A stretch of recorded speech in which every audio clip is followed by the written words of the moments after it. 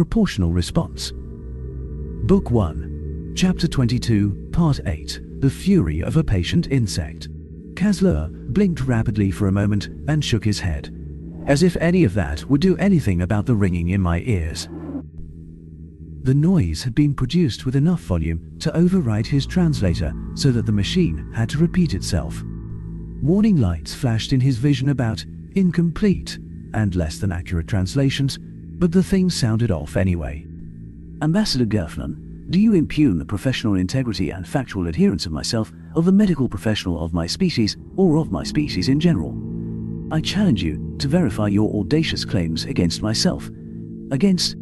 The translator then fell into almost gibberish describing how the statement was threat, promise of retribution, invitation to allow the other to politely retract his statements.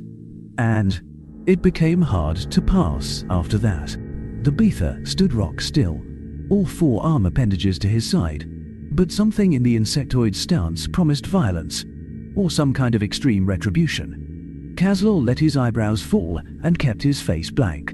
Ditara, you stepped in it this time. Never accuse a Beether of so much as shading the facts, much less lying. Being in error, maybe. Not having all the information, even though that can be shaded as a minor insult. Sure, but lying? Oops. They are a race of engineers, you moron. They are genetically incapable of lying. He paused a moment to consider why this interruption struck a personal chord within him, and smiled as the answer bubbled up from his subconscious. Yeah, I guess I never have liked the Pinigra much. Stuffy, superior, mastered space travel before the rest of us, and will remind one of it at every opportunity. He harumphed to himself. I'm actually surprised, come to think of it, that the oversized bird didn't manage to sneak it into his speeches already. Anyway, take that and their penchant for trying to proselytize about the virtues of having a monarchy as the only proper form of government. And, yeah, I don't care for them. They are just so insular that I've never cared enough about them to notice. Ambassador Ditara tried to continue, but Ambassador Infgal, the Beether, had already put forth a request to be allowed to use the rest of his time to answer the grievous insult to Beether kind. Kasler shifted in his seat a little as Ambassador Ditara read the request and made a show of voting against it. He typed a quick query to Yoro. This session is getting away from me, and that could spell all sorts of trouble. There isn't some sort of trick or point of order I can pull at this point to get the initiative back. I mean, whatever the Beether proposes is unlikely to be bad for us. But... Yoro shook her head with a slightly concerned expression on her face, so Kasler just leaned back, crossed his arms, and allowed his frown to show. Ambassador Ditara made that conciliatory gesture with his arms again, while he continued. Please, great and noble ambassadors, hear me out. All of you have dealt with the Beether before, and you all know the limits of their much vaunted hard honesty. They are unwilling to soften an unkind assessment or negative response with proper polite phrasing, and so are called honest.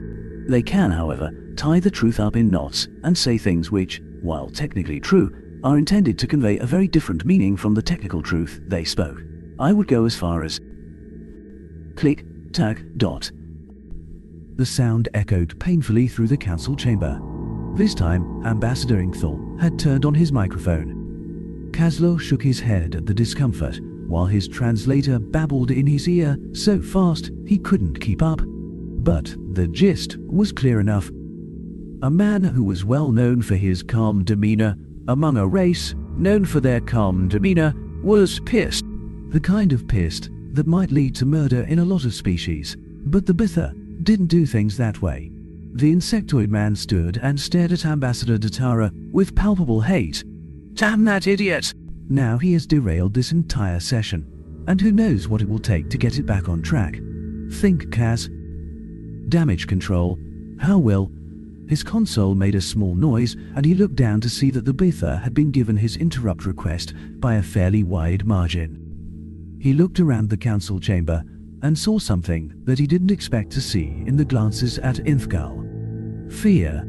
He gave Yoro a meaningful look, and then at the ambassadors at large, and asked his question with a raised eyebrow. Words appeared on his contacts. Any truly successful Bytha gets that way by being an information broker, and Inthkal is no exception. In fact, he is one of the best. Why do you think one of their kind, insular and individualistic as they are, would take the posting and willingly hold it for so long? Inthkal has made himself a quiet fortune trading secrets between the various ambassadors. He also knows where nearly everybody is buried. If he were to decide to start naming names, I don't doubt he could wreck the careers of at least half, and probably far more, of the ambassadors here. No one really thinks about it, because he comes in so damned handy so often, and he doesn't take any real interest in anyone else's affairs. He also has never tried to draw on that power, even obliquely, until now. Kaz gave her a sharp look, and she rolled her eyes. Yes, of course. Her Majesty's Intelligence Service uses him. Like I said, he's too damned useful not to. There are some who claim that he has managed to penetrate even the human data networks, but I don't believe that. Not really. Still, he has come up with some surprising tidbits about our dear friends from time to time. So, yes, he's always been a potential wildcard, but one who was always careful not to be a problem. A sharp movement caught both their eyes, and they turned to find that the Bither had moved his platform as close as the systems allowed to the Penigra. The two held a staring contest, which lasted only the briefest moment, before Ambassador Ditara hit the controls, rather hastily, on his own platform and returned it to its place. Kaz made a mental note to have a talk with Ingthal. Physical intimidation here, especially now, could not be tolerated. He wanted to call for censure immediately, but decided against it.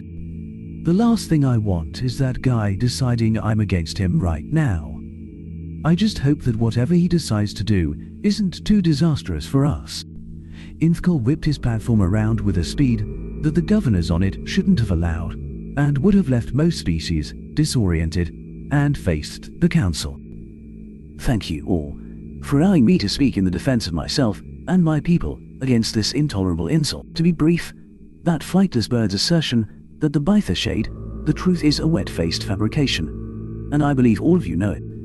The modus operandi that he prattled on about for so long has a word in that language his kind use, and the word is considered a compliment. But, of course, all of you know that we Bytha have a long-standing disagreement with his kind. Inthkal made a gesture with his left arms that reeked of contempt.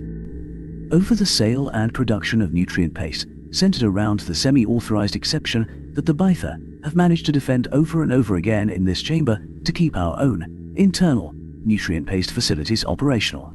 That is a matter for another time, however. I bring it up to remind you all why that flightless avian would impugn my kind sir. With that said, I will be submitting further evidence this evening, after the session, that the bird has stood here and told you a long series of wet-faced lies in regards to the evidence he presented that his glorious monarch was not aware of the facts of the case until recently. I will not be providing proof that their government was complicit in the actions of the companies, unless it becomes necessary for me to put forth the level of effort finding such proof would require. Kaz sucked air in between his teeth as the ambassador paused to let the implications of his words sink in. He then sat back and focused on keeping his face blank. Becomes necessary? What does he mean? Oh, damn. He's going to propose something, and is threatening Datara in general and the Penigra in particular. And probably everyone else, if he doesn't get his way. The Penigra are often called the sleeping giant of the League, and embarrassing them the way the man is talking about, gods alone know what they do. A small smile quirked at Kazla's lips at the irony of using the fear of the Penigra to get people to vote against them. But his amusement didn't last long. If he proposes what I think he will, the Betha continued. I put forth to you all that the Penigra ambassador has acted in bad faith before this council. The records he submitted are doctored, and any of my own analysts who couldn't prove within 5 minutes that the idiot birds have had some of that material ready for months, just waiting for a timestamp, I would fire him on the spot. As I said, I will present you with proper evidence this evening. Furthermore, I and my analysts are of the strong opinion that the avian degenerates have proposed that they be punished in a way that benefits them. We do not know what they hope to gain by taking over the management of refugees within Zoltan Republic, but we don't doubt it is something. If anyone wishes to know what that might be, or if the esteemed high and mighty ambassador of the flightless bird. Kaz frowned and hit a few controls to send a message to Infcal. Racist remarks, on top of the other inflammatory language, were not what they needed right now. As the man continued, Kaz saw him receive the note, then glance at him and make a small conciliatory gesture. Good. At least he hasn't taken leave of his senses. Not entirely, anyway. Infgal continued. Wishes to dispute my claims. I doubt it will take much digging for us to find what he and his people hoped to gain. Again, the ambassador paused for effect. The very air seemed to weigh down on Kazla, and he looked around to see that everyone else felt the same strain. It seemed as if the council held its collective breath, waiting to find out what the Baitha proposed. After a few tense moments, the man continued. Therefore, the Baitha coalition would like to propose alternative punitive measures that will actually help the various situations throughout the League that have been caused by the actions of the Penigra. First, the Baitha proposed to take on the duty for which the Penigra volunteered in regards to the refugees from Zoltan space. Movement out of the corner of his eye caused Kaz to glance at the Zoltan ambassador, and he saw the man shift in his seat. He jerked his eyes back to the speaker before his glance could be seen, but quietly set one of his screens to watch the Zoltan, as well as the Penigra. Words appeared on his contacts. Yoro. I saw it too, dear. There is certainly something going on between their governments, but my analysts are divided about how concerned we should be. The Penigra view the Zoltans as the rightful leaders of the League, even if they dislike the fact that the Zoltans have a republic instead of... Her text cut off as Infgal continued. We will, of course, need a way to pay for the people that we will be sending and hiring to do the job. We will not hire anyone from a nation or species directly in conflict with the Zoltans, of course, but we will be willing to submit all personnel to the Council for review, unlike the Penigra.